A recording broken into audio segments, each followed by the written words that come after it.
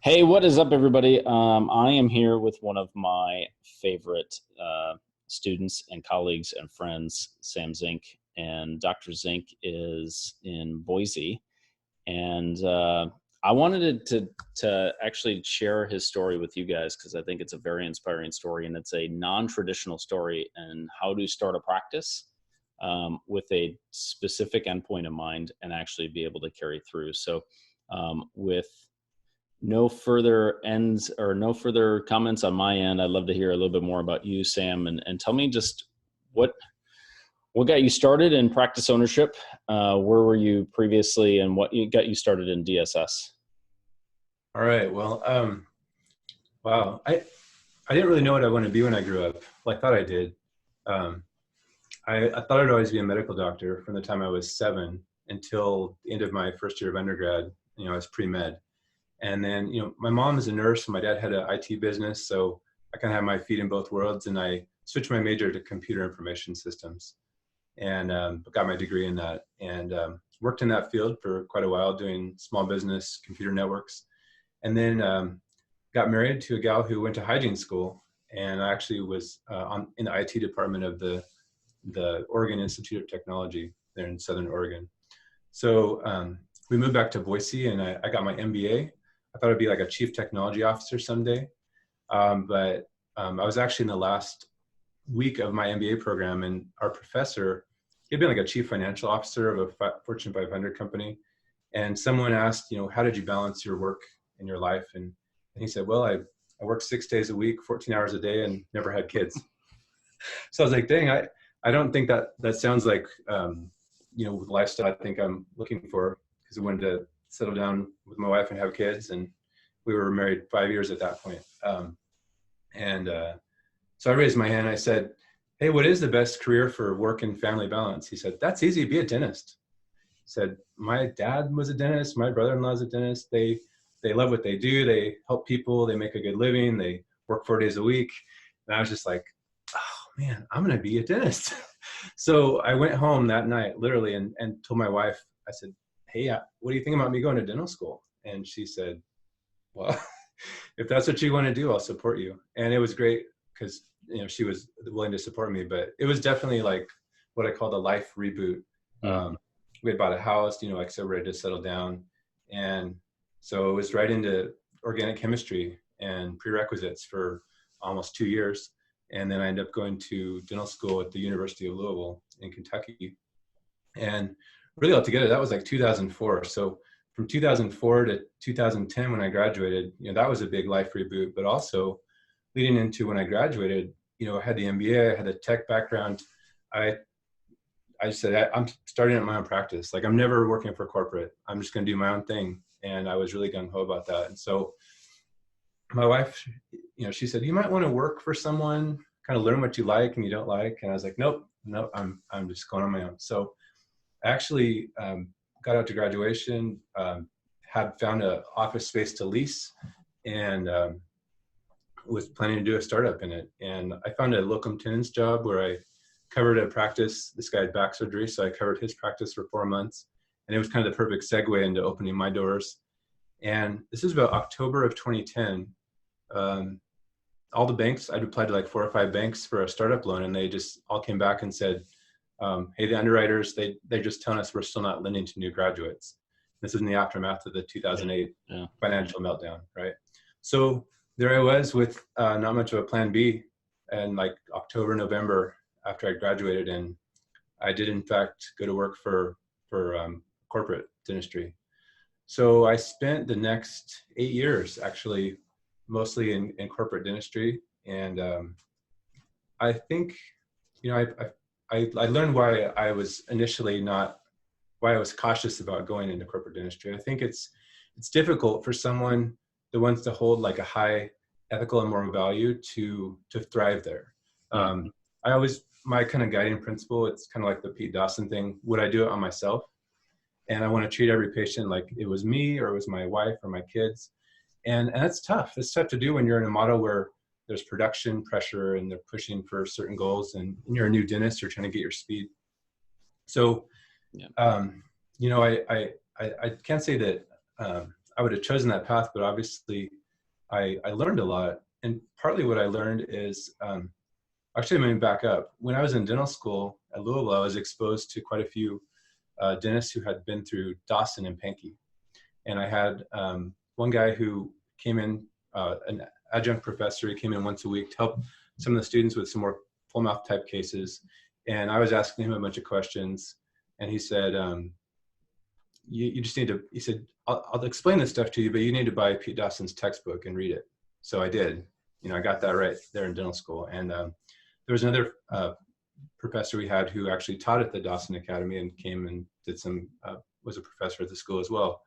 And I remember her kind of explaining a case where this patient had, young gal had a second molar, had a crown and a root canal, and she was still having pain. And she explained how that could have happened based on centric relation and having an interference, and maybe you have that disappearing crown space when you prep a tooth. That's the first point of contact, things like that. So I was like, oh man, like I definitely got to learn this stuff. So again, starting out my own practice, I knew I wanted to get that continuing education. I didn't want to do a residency. I wanted to get started right away, but I knew I would take like Dawson or Pankey or Hoist or Spear, one of those full continuums, so I could do dentistry again. Like I'd want to do it on myself or my family member. Mm-hmm. So fast forward a little bit, I was practicing in Oregon. We were a little closer to home back here in Idaho, but we're in Salem, Oregon area. And I happened to have a lab tech working with me who had been through OBI. And I told him I had decided I would take Dawson Academy in Denver. And he's like, don't do that. Take bioaesthetic dentistry, take OBI. And I was like, oh, okay. So it was kind of the nudge. He pushed me that direction. And I took that in 2015. So I was 5 years into my career and I started getting advanced technical training while still working in corporate dentistry. In the corporate model. Yeah. In the corporate model. What I found very quickly is you can't really practice your advanced training in the corporate model. It doesn't really work.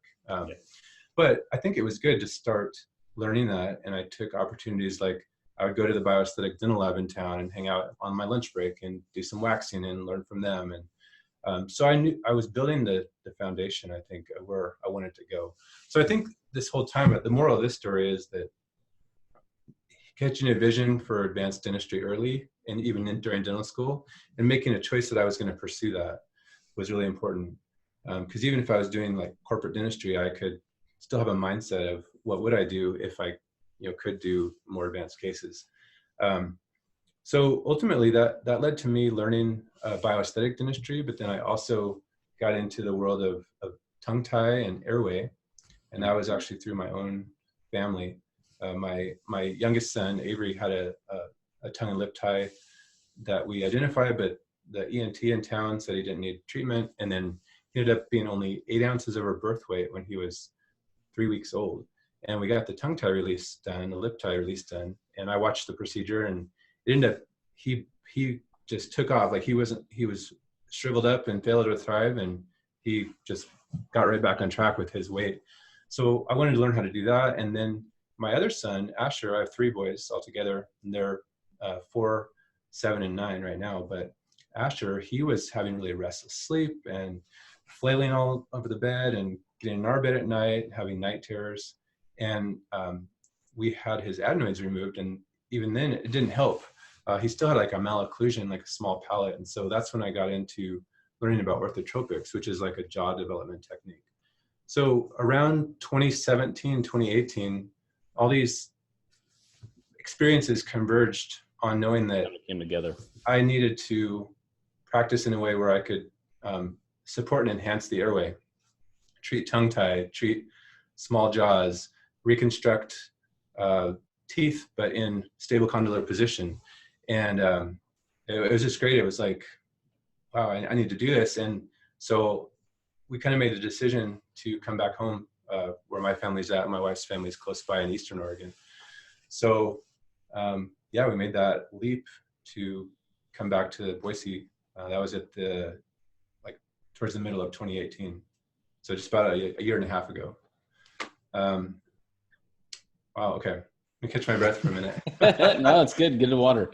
I think it's interesting what you said. There's a couple of points that I wanted to make on that. One is that you were already gathering technical skills, even though you weren't in necessarily a model that supported that, which I think is important, because I honestly believe that we've all been there to some level. I was learning technical dentistry I started to get into Spirit as an associate. And Yeah. so I wasn't in a corporate model, but it was very similar, Medicaid PPO based practice, doing high volumes of single tooth dentistry, and realizing this is on a path to nowhere. So you were doing the same thing. You were gathering all these technical skills.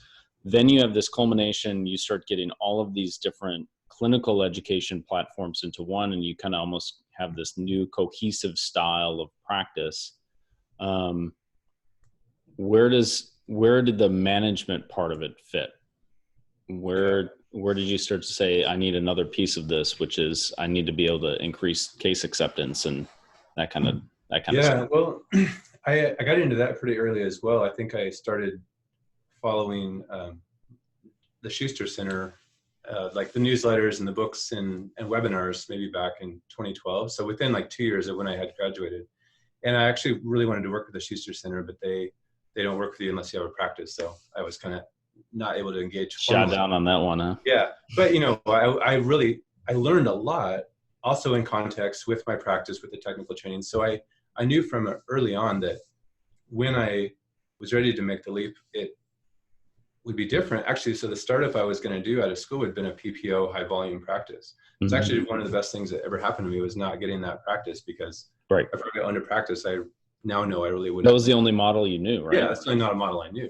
Yeah. But then once I had the awareness of, a private care, one-on-one, low volume model, I was like, that definitely suits me much better. And so I was kind of looking for that. And then it was really a decision, like, do I buy something or do I start something from scratch? And so I guess because I was willing to do a scratch startup originally in the PPO model, I thought, oh, why can't I do it here as well? And so it was, I don't want to make it sound, it definitely wasn't easy. I don't want to discourage anybody, but I'll just lay it out there. Like, basically, we moved to Boise.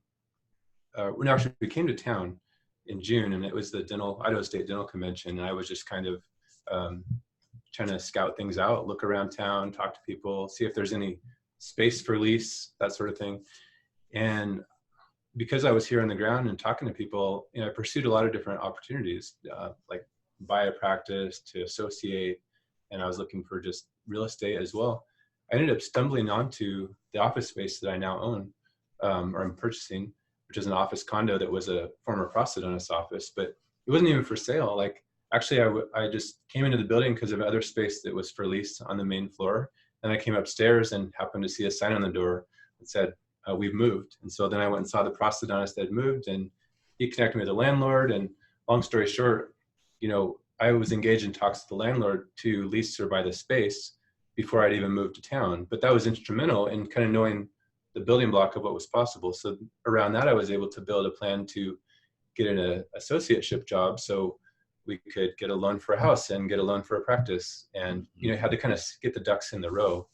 But it ended up converging to the point where, we moved to town, bought a house, got approved for a practice loan, and I had the associateship, and I'm just celebrated 1 year. So October 18th of 2018 was when I closed on the office space here. So that's kind of cool. I'm past a year here in this space, but it was basically, one thing that I had in my favor was I already knew how to do the infant frenectomies. So I really like Seth Godin, and he has a new book called This is Marketing, and the concept from there is the minimum viable audience. So I kind of realized, as I broke it down, my minimum viable audience was to connect with lactation consultants in this area to get referrals to do the tongue tie procedure for infants. And so right away, I connected with a lactation consultant who knew of me and kind of where I'd been, and I had shadowed a doctor in Oregon and done some other training. And so right away, I had a revenue stream of treating infants with tongue tie. And in fact, I was able to build that into my practice pretty quickly. Like, I didn't have my dental chairs, but I just got a massage table and I had my laser set up, and it was great. We were able to see patients right away, even as I was kind of remodeling the space, doing patching and painting and remodeling and ordering all the main dental equipment. So that was really helpful. And then that led to other connections and other referrals. I think that was about the same time that I connected with you, Steve. Was Yeah, I was going to probably ask you, how did October or November, around that same time that I opened my doors. Yeah, and that was going to be the next question I ask you. How'd you hear about me? How'd we get started? And I was going to say the reason that you got that practice is obviously because of those 1980s stained, those like frosted glass cubes back there. That's awesome. I call it the fish tank. Yeah. What's interesting too is, okay, so, I hear this a lot. When somebody does a startup, you have to have a revenue source, right? Mm-hmm. I had an existing practice. I bought an existing practice that was on the tail end of its effective lifespan, if you will. So it was a little bit different. And with you, with a startup, one thing that I hear all the time is like, I need to generate revenue. So I sign up with insurance contracts as a way to get new patients. Mm-hmm. That itself also feeds into the trap because now you're locked into a certain type of model. You were able to take something that was a minimum viable product and audience, which was this lactation consulting and doing stuff with the tongue ties and airways and stuff like that, right? You were just doing tongue ties. And I remember when we were talking, that was your revenue driver. And it gave you the freedom to continue to build the practice the way you want to build it, which is a very unique practice. We're going to talk about it. Yeah. But you were able to take those skills that you had developed along the way, even before you were a practice owner, and why it's so important to have clinical skills that are above and beyond standard dentistry, so that when you were able to finally make that push, you had something that nobody else could offer that gave you the cash flow to further reinvest back into your practice, correct? Yeah, sure. Yeah. Okay. Well, I'd say the other really important part of that is I had obviously developed what I thought was my, I didn't know exactly what I wanted to do, but I had a sort of desired reality that I knew I wanted to be, small practice, one patient at a time, not be fee for service, not take insurance. And I think you do have to have a certain amount of structure around what you're looking for, because instrumental in this was that the space that I ended up getting, to back up there a little bit, was the landlord sent me the information for leasing it, but he also sent, and this was totally a blessing, unsolicited, he said, if you want to buy it, I'll finance you. So it was like owner financing at just amazing terms and rates. It was like half the cost of the lease. In the space, it was just a really good deal, where a comparable shell to build it out and start up in a shell of this, it's like 1,800 square feet, would have easily cost 3 times as much as I'm currently spending. So just that piece alone is a huge piece. Maybe you could say the biggest piece in terms of what overhead you're committing to. Yep. And so it's kind of a chicken and the egg. It's like, if you have really high costs and high overhead, then you have to be much more eager to bring in the revenue. But I've been much more calm about doing a build slowly and carefully aligned with my values, because I don't have the giant mortgage payment. And I mean, the other thing, you don't have a big nut. The other thing we'll mention is, like, I have not, and I still do not have any paid staff members. So we're gonna definitely dig into that, because this is, you have one extreme of a practice, and then there's other extremes of practices, and a lot of my clients are probably somewhere in between. But you are a living example of how far you can take the model that I love and hold dear, which is a smaller practice built on relationships, and really excel with that model. And so, one of the things that's vital is to keep costs low when you're starting, and to not buy every piece of technology and piece of equipment that comes through your door. Because when you start a practice, the first person that sees you is not a new patient, it's the supply reps. Yeah. And they are all about getting you the latest and greatest. And if I could tell anybody any piece of advice, it would be, don't buy everything right away. Actually see what you want your practice to develop, and do exactly what you did, which is actually get interested and immersed in material even before practice ownership.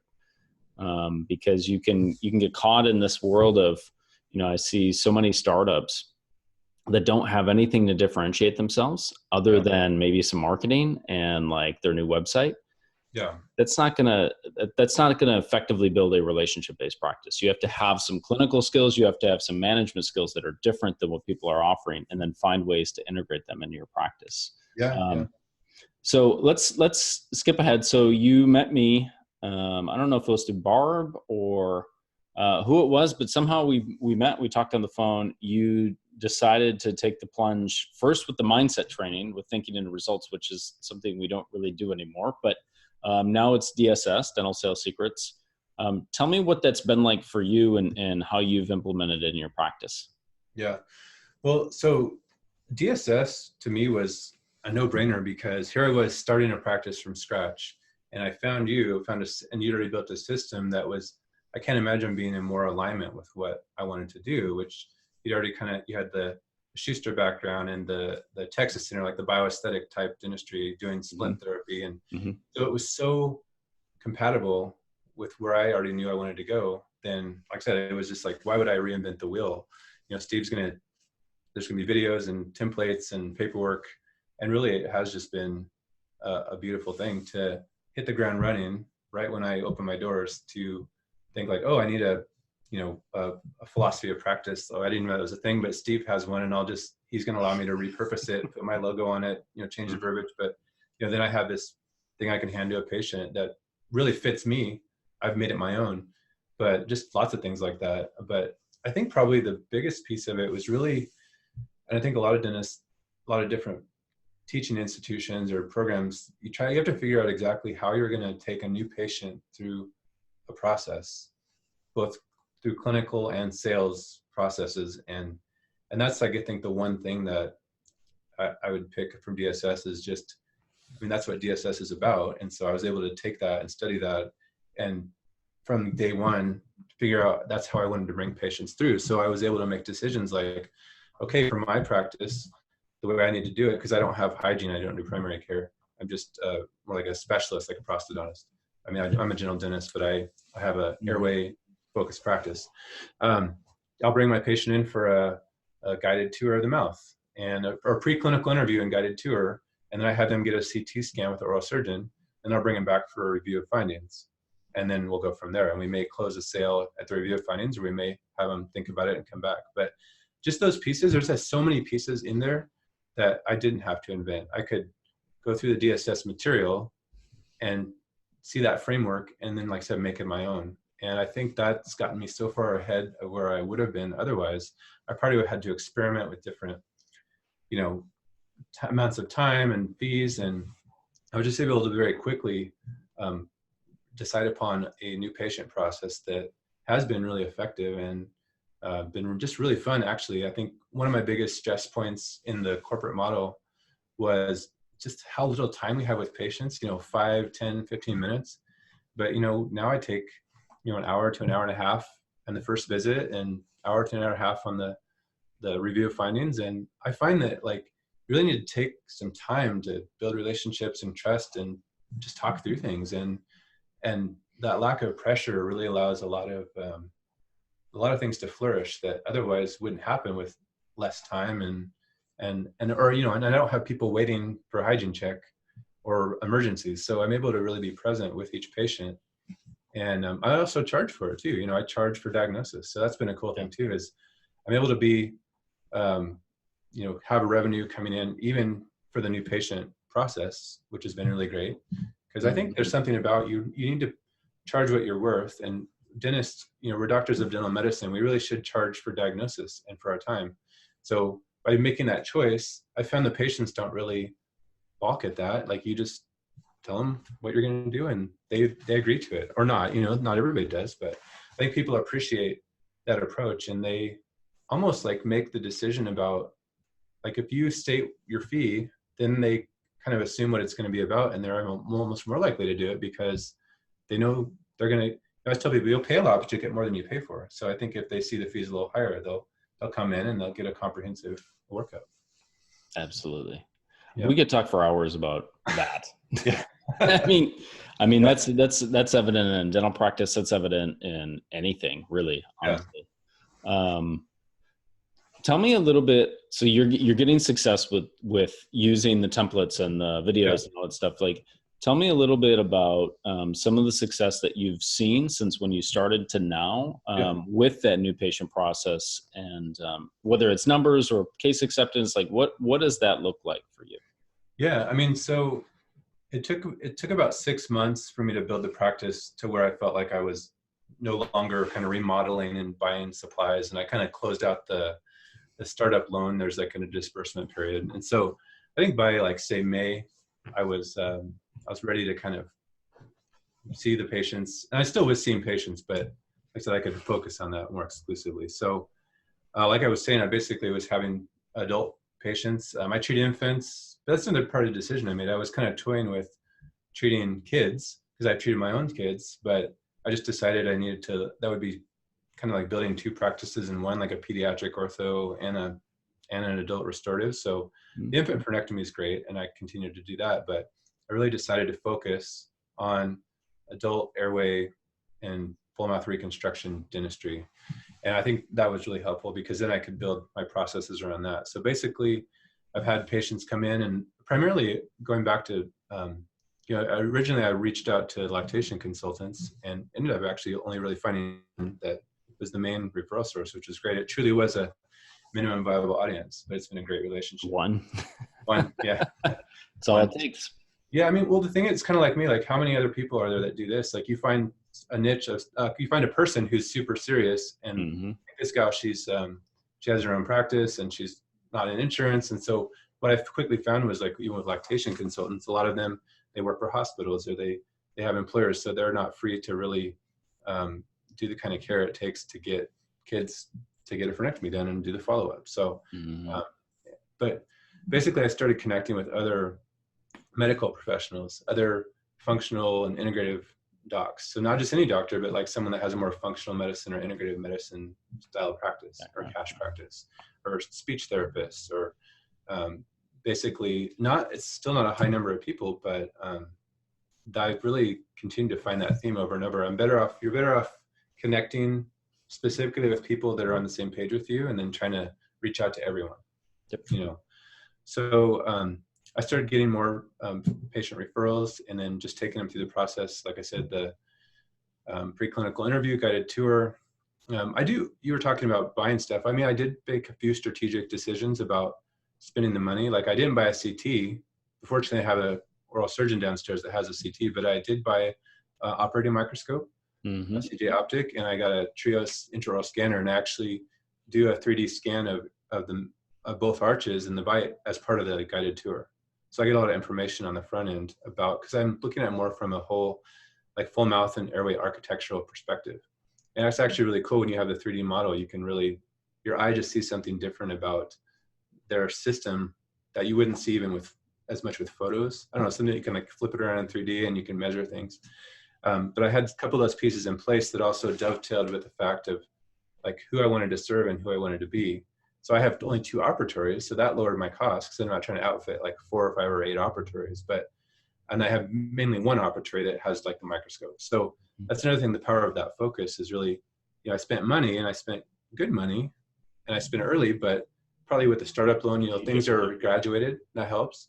And but I know I wanted to establish kind of my expertise in the beginning, and I think that has helped too. When the patient walks back and they get examined under a microscope and an intraoral scan, they know there's something different about coming here, and the process compared to their normal, hygiene check or especially that microscope. So DSS has helped with that process, and then also just being strategic with the investments, and almost like what's going to help me further differentiate myself in this style of practice. So that when people come in, they go, whoa, something's totally different. You charge significantly more for a diagnosis than most dentists do. And I actually think it's one of the reasons you're so successful, because people do have a different expectation now when they are started versus free cleaning, free exam, free whitening with your first visit. That sets you up for a dentist. They have to understand that sets them up for failure. The dynamics of the relationship have changed completely when you start to give away stuff for free to attract those patients. You will never get the right patients doing that if you want to build a style of practice that you are building.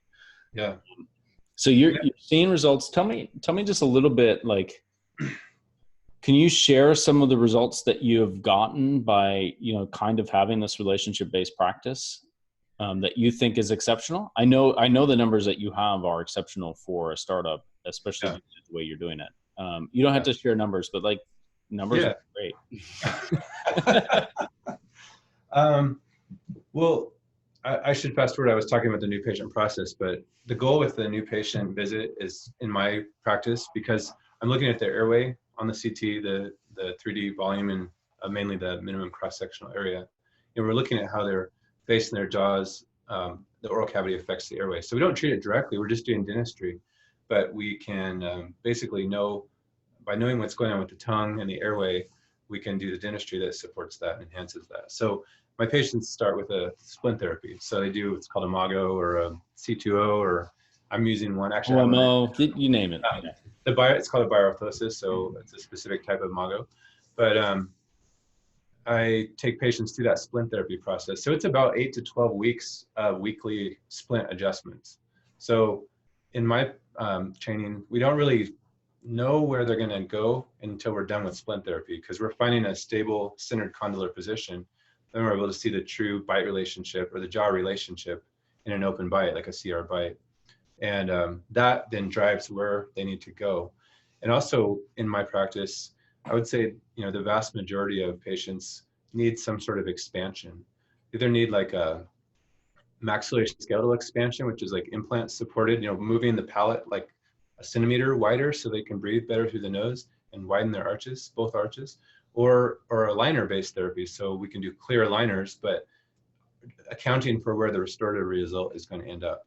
So basically I take a new patient, and I can say this directly, like a new patient at $1,000 to stabilization at $10,000 to full mouth reconstruction at $50,000 to $100,000.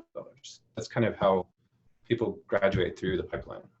So in my planning for this practice, I just felt like it was going to take a long time to put in the effort to grow that. And obviously, like, I'm a year into my practice, and I'm just getting to where I'm presenting the first full mouth case, right? And so it takes some patience, but I'm also looking forward to, as I continue to build, as more people complete splint therapy and proceed to orthodontics and then full mouth reconstruction, that I'll have a very viable model. Yeah, I love that. Yeah. And you have the systems in place now to actually be able to deliver that. I know we were talking a little bit about the big case you're presenting, and having that background to not just be able to present the case, but also be able to deliver from the technical standpoint and the practice standpoint to deliver on that promise. You're doing cases that majority of dentists don't do, and there is a level of involvement there, and you need to be able to differentiate. That's awesome. Tell me about the online training with DSS, because this is one of the questions I get all the time. Like, well, I like live, I like in person, I like to be able to do stuff. Like, how do you find that model of delivery, having something that's more online based with weekly Q&A calls, how does that benefit you? Or do you enjoy it or not enjoy it? I guess that's a question. Yeah, no, I think it's really good. It allows for a certain amount of, you obviously want to go through the material in its entirety. But then one of the powers has been able to go back to specific modules. Like, actually just today, I was like, I need to go to DSS, and I've got this big case presentation. So maybe I'll get a refresher. And, there's a video on presenting the fee. So I'm like, I'll watch that. It's 10 minutes, and so it's great to be able to have the overview, but then strategically go back in and refresh when you're experiencing something in your practice. If you've learned it the first time, but then you have that scenario, you learn a lot more when you have the scenario and you're able to, like I said, strategically refresh on certain aspects of DSS that then you can put into practice right away. I think, what's been one advantage to being a scratch startup and honestly not being super busy. I mean, I'm always busy. I can always be busy with something, but I don't have like a steady flow of patients in the practice, well, and you won't, because of the way that you're trying to do it. I mean, you'll have a predictable level of patients, but you're acting like a specialist. Yeah. Yeah, but then I can, then I have the time to log into DSS and Hmm. watch something for 20 minutes or an hour. So, but I think definitely I would recommend people, you do need to build in, you need to block some time to do the work, to do the material. So, I mean, at the end of the day, someone's got to figure that out. I would say I feel blessed by having, I think, more time than the average person, the average dentist, to invest into the modules, which has Hmm. been good. And then repeating, I think repetition, that's something you teach and preach a lot, is like repetition, repetition, repetition, going through things, but then continuing to go back through the material. And of course, I've seen the evolution from, you had one set of videos, but now there's the core modules. So now there's kind of like two sets. And so I'm working my way back through it, but getting like kind of a different take, and things are condensed differently. So that's kind of cool to see, just the material. You almost get like two versions in one. Hmm. Yeah. And it'll continually evolve because it's the repetition. I do believe repetition is the mother of all learning, and going over something over and over and over again gives you a different level of awareness and understanding versus what dentists historically do, which is I learn all this stuff one time and I pass the test and I move on and I never actually apply any of the stuff that I'm learning. Tell me your favorite part about DSS. Well, I think it's like the new patient process, just being able to learn it and then put it into practice. And because I think that drives everything else. Like if I hadn't done the new patient process in that certain way, I don't think it would lead to like splint therapy and full mouth cases. Like it kind of had to be crafted based on these principles, to come, for things to come to fruition, But I think it's not just when I say new patient process, I think the most important part of that is like the mindset and the energy behind the steps of the process. Like I had to have a framework, like that was technical, like the amount of time and the fee and how I was going to do certain You're a steps. dentist, man. Of Yeah, course. but the more important thing, I think maybe that framework gives you the freedom to then focus more on the energy of being present with the patient, and part of, like I says, this the time. You have to have the time to have the presence to help guide them to a better future, to guide them to That's right. making healthy choices. And I think that's what it boils down to, is we're not really, I mean, I know, people don't want to say they're selling, then say, hey, sales is guiding people to a better future, or Mm-hmm. sales is guiding people to make healthy choices. And there's a lot of inertia, and it takes a lot of effort. I mean, everybody knows that. It's hard to make yourself do what you know you want to do, and like work out, or, if like I could have 6-pack abs, like there's books and magazine articles about that, but you actually got to do the work, and get there. So it takes a lot of energy to even get a willing patient to see what's possible and demonstrate that you have a plan and a process that can get them from where they're at to what they want. And I mean, really, that's kind of what it all boils down to. But there is a lot of nuance. There's a lot of learning and layering of trying to integrate something like this. So I just think, I think I botched the question. What was the favorite thing? No. But basically. So nothing. No, I'm just kidding. No, all of it. Just, I'm I kidding. guess the frame. Maybe that's the framework plus like the energy and the presence that right. you have. So That's right. I think they're two sides of the same coin, basically. If I'm hearing you right, and I see this with a lot of successful clients who are, just in any endeavor, there's the framework that you have to understand and almost like memorize it. Like, what are the logistical steps to make this happen? And that's where the majority of clients focus on when they first start. Like, okay, so what's the questions that I'm asking for the interview? What am I doing here? What am I doing here? And when you get that level of understanding taken care of, and then you go back through the material again, that's why repetition is so important. What you realize is a lot of the framework is just there to give you kind of just a roadmap. But then when you understand the emotional nuances that go with case presentation, or layering and structuring your office the right way to create an environment so patients can say yes, you realize like the stuff that we actually focus on at the beginning is not the most important stuff that it comes to when it is to case acceptance. I know we've talked about this in the past. You can get to a point where it really doesn't matter what you say. Patients have already bought into your vision and where they want to go before you ever have a dialogue. And you could literally just say, let's get started on this. And they would say yes. And it has nothing to do with communication. It has nothing to do with the things you say or how you manipulate your words to get somebody to move forward. Some of those things are, they can help, but they're not the most important thing. Yeah. The most important thing is having a level of awareness to now when you're literally espousing this better future for the patient. It's one of the reasons you're so successful, standing back from afar and looking. You really truly believe in what you're doing, and that will always exude out of you. If you don't believe in what you're doing, it doesn't matter what you say to a patient, they're probably not going to move forward because you don't have that emotional involvement with what it is you're doing. I think, did you hear this? Like earlier in my career, even dental school, and then earlier in my career, I felt like I heard a common refrain from dentists, which is that they didn't like dentistry. Okay, that was one. Or they really didn't like treating family members. And I was like, that's so weird. Like, why wouldn't you want to take care of your own family, like your mom or your dad or your wife or your kids? Like, if you have the skill and the supplies to do it, that's a pretty unique thing. I mean, you have to have a dental license. You can't just go anywhere. Like, why would someone have a tension around helping their own family? And I think what became clear is that if you're in the wrong model, that creates a huge amount of psychic stress and tension.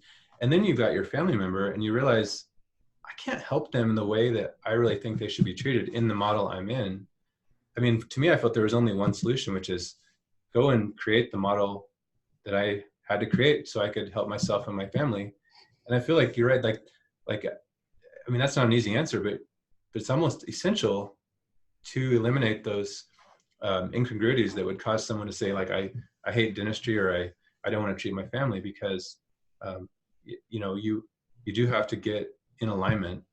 And then I think it does make everything easier, because you're not like sitting there going, well, what am I recommending? But it's based on insurance. It's based on the corporate model. It's based on the time that I have or the skill that I have. There's too many constraints. And now, like I said, I can totally see why someone would balk at treating a family member. Because I mean, even me, I couldn't treat my family members when I worked in the corporate office. Like, it wasn't set up for it. And so it has been very liberating, a high responsibility too. I mean, it's hard to work. I know it's hard to work on family members. There's a relational dynamic, but now I feel like I can, and I will, and I am. But that doesn't make the relational part of it any easier. But it does make knowing that I'm not being limited by someone else's system of time or money or clinical protocol. Like, I'm able to leave that out of it and just really be present about what's right for this person, and move them forward in where they want to go. You're in a model that's consistent with your values. Yeah. That's what you're trying to say. I'm just kidding. Oh, great. No, and that's a very common thing. I hear that a lot, is that when you have a model that is consistent with your values, you don't have the limitations that you did before. I've heard so far, and we're drawing to a close, I've heard so far, before we kind of worked together, you had all these pieces. Like, you were a very highly trained technical dentist, and you had an MBA, apparently, which I didn't know. So you had this business background as well, but you didn't necessarily have a framework to be able to see this vision. You kind of knew what you wanted. You had this fuzzy idea, and then working together kind of really has helped you iterate what it is that you're trying to do, how you're doing it, and then put a process in place. You've given some advice on your startup and some things that you struggled with and got through. If you could leave one piece of advice for either clients that are currently in DSS or potential clients or just dentists in general, what piece of advice would you give them?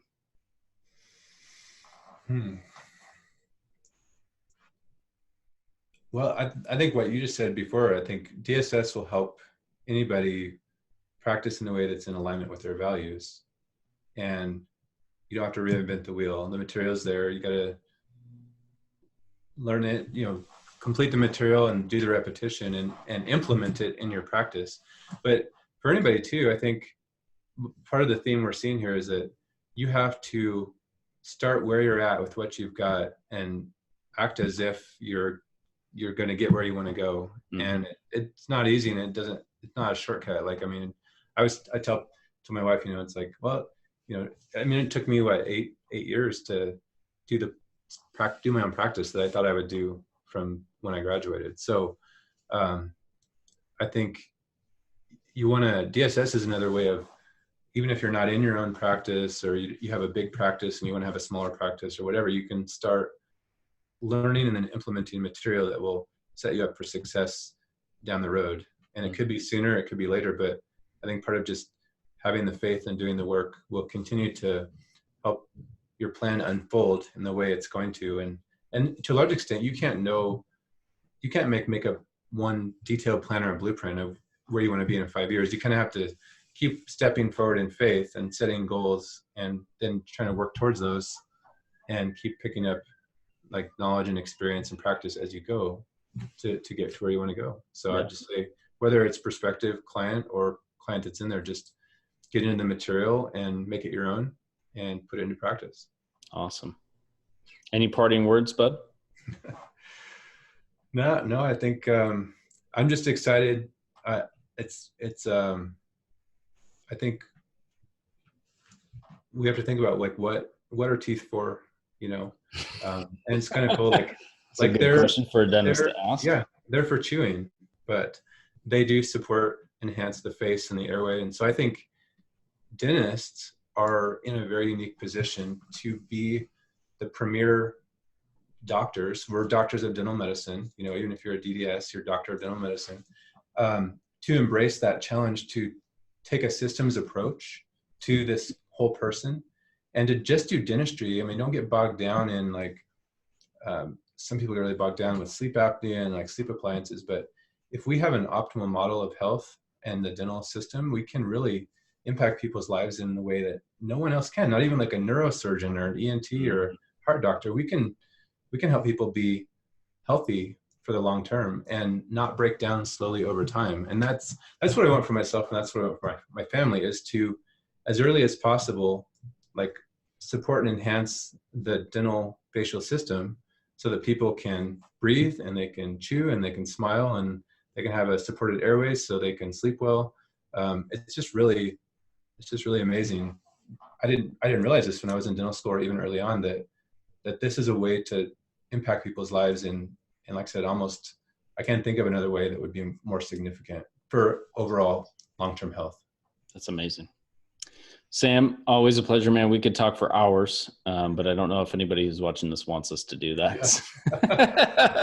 Yeah. Thanks so much for sharing your story and your insights and things that you've learned, and hopefully this can help other clients. And have a great day. All right, you too. See you, bud.